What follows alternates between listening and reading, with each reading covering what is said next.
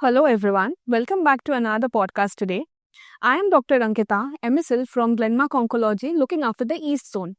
And today we're going to discuss a very important topic that can literally change and save lives, which is understanding how delays in lung cancer treatment can actually cost lives. Many patients often ignore symptoms, delay scans, or postpone their treatment because of confusion, fear, or misinformation. But in lung cancer, timing is enormously important. And to help us understand this in details, I'm extremely glad to be joined by the renowned medical oncologist from Some Ultimate Medicare Hospital, Dr. Priya Priyadarshini Naik. Thank you so much, ma'am, for joining us today. Yeah. So, ma'am, starting with the very first question that I have on my mind is, in India, lung cancer is often detected very late. Why do you think this is so frequent in India? This is because, in our India, like many infections like tuberculosis, one of the most common infections in Indians are affected with, it is very common due to low immunity. Then again, the symptoms of tuberculosis they mimic with the symptoms of lung cancer to start with, like the similar symptoms of cough, similar symptoms of chest pain, similar symptoms of weight loss. So sometimes, patient when they land up to the physicians, the physicians confuse it to be infections. So they basically investigate in that line and they start antibiotics. Then what happens? Patient repeatedly go to this physicians. The symptoms does not resolve. They repeatedly give antibiotics, and somehow within this periods of 2 to 3 months, that initial 2 to 3 months will lose. So somehow patients then land up in very advanced stage. In if patient is having aggressive disease, it progresses very fast. In 2 to 3 months, also we can have very advanced disease. Again, there are smokers. Smokers where lung cancer is very common. So they generally chronically have cough. So they think this is just a mere cough which has just aggravated. So they kind of ignore the symptoms. Again, there are allergies. Allergies are very common in India. So that also they think that this can be some allergies. They ignore the symptoms. Again, they do not think it in line of lung cancer. Again, there are other like factors like there are financial, constraints. So patient doesn't generally people when they have symptoms they try to, do alternative medicines, some home remedies. They try to suppress the symptoms and they delay kind of maybe months, maybe 1 2 months a delay, so that they think home remedies will help and this might be some infection and somehow these things get delayed. Again, there are many females in fact or males maybe they have various responsibilities at home, maybe caregiving responsibilities, etc. So they think they ignore the symptoms, they delay visiting doctors. Again, also if the patients they visit the physicians which who are the primary point of contact, they kind of they also delay referrals. So sometimes they don't know where to sit. Yeah. So kind of they try to handle the case by themselves and they kind of delay the referrals. So this happens because many there are very limited access to Right. specialized centers in India in many places. So it happens that we see cancers mainly in advanced stages. Thank you, ma'am. That's a lot of clarity. So, ma'am, this makes me ask you another question that what are the top red flags that prompts immediate evaluation in those patients? Yeah, generally every patient should know about the warning signs that which can be red flag signs of lung cancer. So they can be persistent cough which lasts for 2 to 3 weeks, or if patient is smoker and there is worsening of cough which is persisting since like more than 3 weeks, even if patient is taking antibiotics and all. If patient is having chest pain, chronic chest pain or maybe one-sided chest pain, that can be again a sign of lung cancer. If patient is having like shortness of breath, though sometimes when the cancer progresses or there is fluid accumulation in the lung due to cancer, that can be shortness of breath. So it can be a red flag sign also. Again, that can be weight loss, unexplained weight loss without any diet restriction or without any exercise. Patient, if someone is losing weight, they can go and again take consultation with doctor. If there is if patient has like metastatic disease, that can be also like bony pains, or if the cancer is like going to bones, then that can again lead to bone pains. Or again, if the cancer is metastasizing to brain, that can be also seizures. So that can be a sign also. So that can be hoarseness of voice, which is a most neglected kind of symptom. There can be change of voice, hoarseness in the voice. That can happen if cancer like is in the mass increases. So that can be again a sign of pointing towards lung cancer. I think that's very insightful, ma'am. And I think this is a lot of relevance for many of our patients who are watching this podcast right now. Ma'am, many patients often think that a cough is just an infection or smoking related. How dangerous is this assumption? Yeah, actually, what happens when patient thinks so, the most alarming is that they delay the diagnosis. Yeah. So what happens when we think it is just a normal thing or just a benign thing, not a malignancy, we kind of give repeated, the antibiotic courses. So without a proper investigation, without a proper scanning, if we kind of start giving only antibiotics, so what happens? This delays the diagnosis by weeks or months. So if the cancer is aggressive, so what happens that window period we have, that grace period we have, like initial, if the when patient has initial start of symptoms, that can be initial, stage. Patient might be having initial stage. But if kind of patient ignores the symptoms, that patient can actually land up in a higher stage. Okay, maybe that the patient might also progress from a curable stage to a non-curable, or where there is palliative care only. Okay, this is a very dangerous kind of thing. Got it, ma'am. Thank you so much for that. Ma'am, one thing I wanted to understand is that since we talked about delaying now, what happens biologically when this treatment gets delayed? Can the stage progress a bit earlier? Yeah, definitely. It is very dangerous in case of aggressive cancers, many small cell carcinoma cancers. They're very aggressive. So within weeks, they progress also very rapidly. So what happens if it kind of delay diagnosis? When initially patient initially maybe patient might be having initial stage of 1 or 2. So if we delay the diagnosis, the kind of the disease, the cancer, it spreads to lymph nodes, then to brain, then to liver, or might be adrenal glands. Then that can be also development of tumor resistance if we kind of delay diagnosis. And even if the stage kind of it increases in a very if the stage like it becomes 4, if there is metastasis to different organs, then it can happen that patient might also have worsening of the performance status, which is very important for us as oncologists while to starting the treatment. Performance status is what we see the most. So if there is a worsening of performance status, then there can be also very difficult for us to chemotherapy part will be a difficult thing for us. So this can happen. So this is how biologically it can affect if we kind of delay the diagnosis. Thank you, ma'am. Thanks for the clarity. Ma'am, often we hear patients say that they wanted to try alternative therapy first. How much do you think this can impact treatment delay? Yeah, definitely. This is a very beautiful question. Unfortunately, many of our patients, what they do, they don't say us that they want to try alternative medications. They try it by themselves without telling us. So what happens? Alternative treatment. Even I consulted with some of my Ayurvedic doctors. There is no scientifically proven Ayurvedic also medicines for cancer. So this is what we do is all scientifically proven. So what happens when they go ahead with alternative medication? So they don't actually get any benefit out of that. So that kind of kills our very important time period, the initial time period which we are discussing till now, when the cancer is curable. So what happens? They don't do it for weeks. They take maybe 5-6 months also. They try alternative medication. So by that time, the cancer has progressed enormously. So this is what I would I would advise my patients that they should not try alternative medications which are not scientifically proven. So they should initially consult oncologists. So that they should initially try scientifically proven medications first. So that we don't lose that grace time what we had initial diagnosis of initial stages. Got it, ma'am. Another thing is the financial burden, I think. So, ma'am, how much do you think this financial burden can impact treatment, and how do you counsel those patients? Definitely, this is a very big impact in our Indian patients. So what happens? Many patients are very poor in our patients. They come below the poverty line. So what happens when a cancer get diagnosed? They think that the treatment is going to be very high cost, right? So they don't get themselves treated, or they delay treatment thinking that would be a high cost burden to the family. So also in that case, we ask our patients to discuss with us freely about the financial constraints or what amount they can actually spend on the therapy.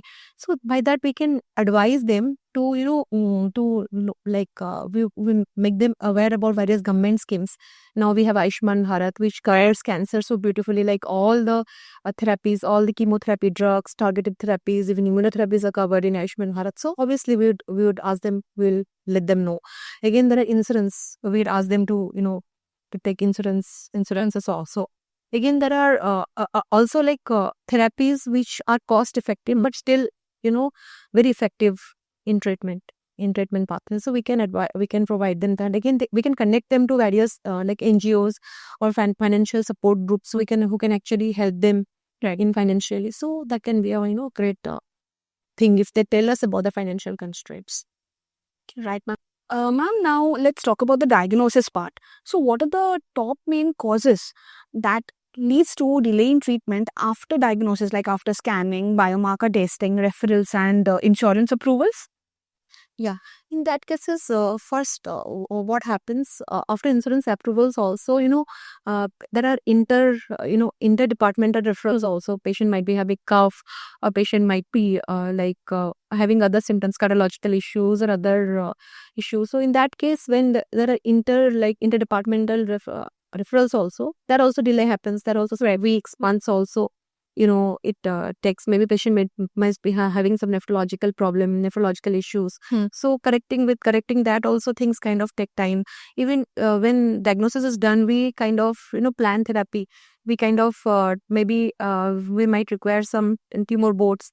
In that also, maybe 1 to 2 days delays might be there. So if we are planning for surgery, radiation therapy, or other therapies, and even radiation therapy, during radiation therapy planning, there can be some waiting also. So in that case also, kind of some delays might be there. And kind of surgery, getting a surgery date might also delay things. Maybe 10-15 days patient might delay things. So these are some delays which happens regularly. Even biomarker tests where we send, there also went reporting also, some labs they delay. So that also kind of delays the treatment. So these are major delays which are happening nowadays. So, ma'am, that makes me ask you another question is about the molecular testing. How much do you think that this timely molecular testing can impact this treatment landscape in today's generation? It is very very nice question. So it happens got molecular test is a very important thing in lung cancer. So it actually, when molecular testing is done or biomarker testing is done, it helps us in personalizing the therapy for cancer patients. So what happens with targeted therapies or this molecular therapies which are targeted against certain actionable mutations? So what happens, there are side effects are very less for this targeted therapies or immunotherapies, whatever, these are actionable mutations. So by that, what happens, and they're very effective also. This targeted therapies and immunotherapies are very effective. They are much effective than chemotherapies with much lesser side effects. So it kind of improves survival in a much larger scale. And again, it also kind of improves quality of life. I would give an example of my patient. So earlier, when there were no targeted therapies, maybe no immunotherapies or no targeted therapies, when a patient is diagnosed with brain metastasis, so patient only used to survive for a few months. But now, one of my patient who has brain mets and spinal mets also, patient is surviving it is more than 5-6 years he's surviving on targeted therapies. So that effective is targeted therapies in nowadays. So I would definitely suggest, targeted therapies should, the biomarker testing is a mandatory thing in lung cancer. So, ma'am, now that you've talked about the treatment part, we'll come to the treatment part now. So, talking about chemotherapy, ma'am, most of the patients are extremely afraid of the side effects of chemotherapy. How do you address those patients, ma'am, and also address their fears? Definitely. See, earlier chemotherapies definitely were associated with a lot of side effects. Maybe there were nausea, vomiting, rat loss. Patient were not able to actually take chemotherapy. They would have very bad nausea, very bad vomiting. Even they were prone to infections because the chemotherapy, it leads to myelosuppression, which decreases the immunity of our body. But nowadays we have very good anti-nausea medications, very advanced. So now nausea is very few of my patients have mild nausea. That too. Earlier it was when anti-nausea medications were not that advanced, the patient used to have nausea and vomiting, but now that is kind of nil.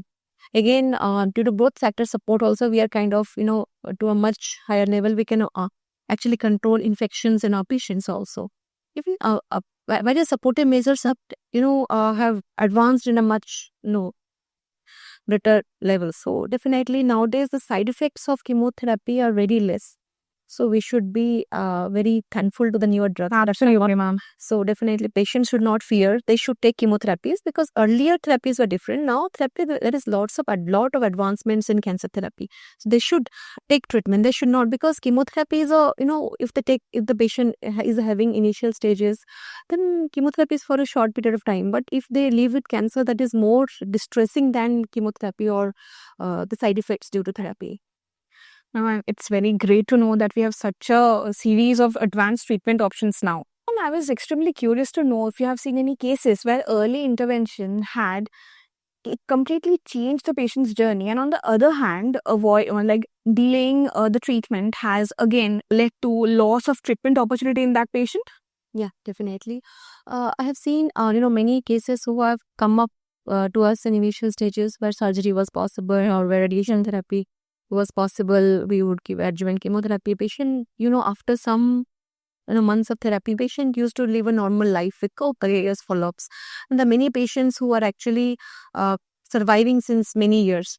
But again, in another scenario where patient delay diagnosis, they come to us in like first today they come, then they come after maybe they try alternative treatments, they kind of delay treatments, or they have financial constraints, or due to various family issues, they kind of delay treatment. And after 7-8 months, they land up in a very bad state of situation where first of all the disease has progressed. Again, that has become advanced stage, that has progressed to that has metastasized to different organs. So in that case, again, the intent of cure has changed from curable to palliative. That is a very bad thing.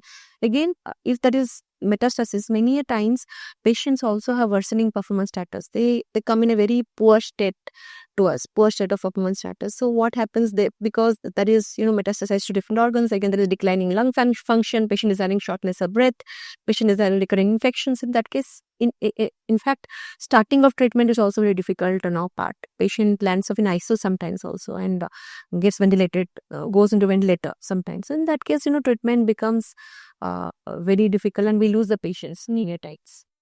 Thank you, ma'am. I think many people from our audience would be able to relate to this situation. Another thing that makes me ask you, ma'am, is family denial is extremely common in cancer, right? So how do you think can the caregivers support this fast decision making? Yeah. So what happens, caregivers, first point of time, they should not delay the diagnosis. Right. They should not be like, if patient is not having patient is having recurrent infections, they should go to higher centers for review. Second thing, if the caregivers know the diagnosis, they should not fear and sit back. They should take consultations from different oncologists. They should discuss the treatment options. They should know about various the support which government is providing, or various insurances which can be availed. They should not spread fear among the patient. They should give them emotional support. Again, they should help the patient in wherever they should get the patient timely for treatment. You have cycles of chemotherapy periodically where we need to get the patients to our center. So they should get the patients periodically to the centers. They should basically actively participate in giving the patient therapy rather than delaying the treatment and fearing and then giving alternative medications to patients, or giving home remedies to the patient to just decrease the symptoms. So this should be avoided by the caregivers, which we see frequently they do. Thank you so much, ma'am. This will be very insightful for our patients' families as well. In today's world, is still lung cancer seen as a smoker's disease? And does this misconception delay treatment in non-smokers as well? Yes. Many times this happens that there's a misconception that lung cancer is only a smoker's disease. Yes, I would definitely agree that lung cancer is primarily a smoker's disease, but that does not mean that it does not happen in non-smokers also. Okay. Even young children or the women that are affected. So what happens? They are exposed to environmental pollutants. They're exposed to air pollution. Again, that is they're exposed to the hazards, the occupational pollutants. Again, there are indoor gas fuels which they're exposed to. So that can again lead to lung cancer. So what happens when people think it is just a smoker's disease? So when the symptoms appear in non-smokers, they kind of delay the diagnosis. So in that case, many a times non-smokers, they land to us in a very advanced stage. So that definitely, the patients or the normal people, they should not think lung cancer is only a smoker's disease. They should, if there is respiratory symptom, they should go and consult about it. Thank you, ma'am. That's really insightful. So, as we've come towards the end of this podcast, ma'am, what is that one message that you would like to give to the patients who are generally delaying their diagnosis because they're afraid of cancer? Yeah, definitely to my patients, I would advise that though the fear is normal. I mean, everyone who hears about cancer fears the disease, fears the treatment, fears the cause that is associated with treatment. But I would again advise a patient, because the delaying the treatment will not help us in any way. Rather, initiating treatment in initial stages will open many doors of hope for us. Because if we start treatment during initial stages, we have many options, many treatment options, which have less side effects and which can actually cure our disease completely, where we can live a very good quality of life. Even if patient has stage 4 disease also to present with, we can extend the lifespan to many years, and patient can lead a very good life with very less symptoms or very good quality of life. Because we have seen patients, stage 4 patients, they are like surviving since many years with the advanced treatments which we are having. So patients should never get afraid, never get scared when they're diagnosed with cancer.